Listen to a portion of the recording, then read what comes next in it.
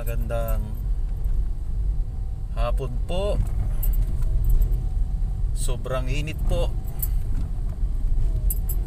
Grabe. At meron lang akong gustong sabihin dito sa lugar na ito. Pamayanan Diego Silang, BCDA Taguig.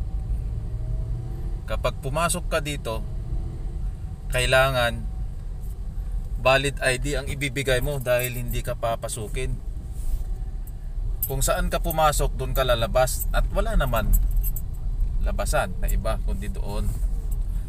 At itong lugar na ito ay yung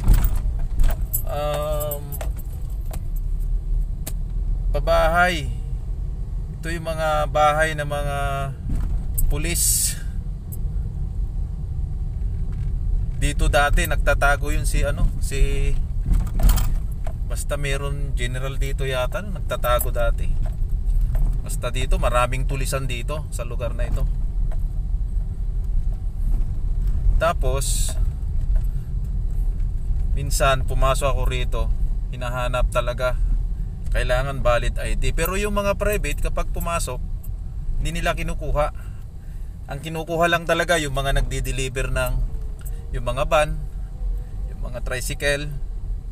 Pero yung mga private hindi kinukuha. Papasok din yun sa may without sticker. Pag pumasok ka rito, parang basurahan. Ang gulo, doble-doble ang parking. Oh. Pero kung pumasok ka rito, kailangan ang ibigay mo valid ID. Sabi ng DILG noon, bawal kunin ang lisensya. Napakawalang hiya itong lugar na ito. Tapos yung doon sa mga security doon sa may pagpasok mo, para mga tulisan, para mga hindi mapagkatiwala mga pagmumukha, mga tulisan talaga eh. Ayan ito ayan, yan po mga boss. Ito,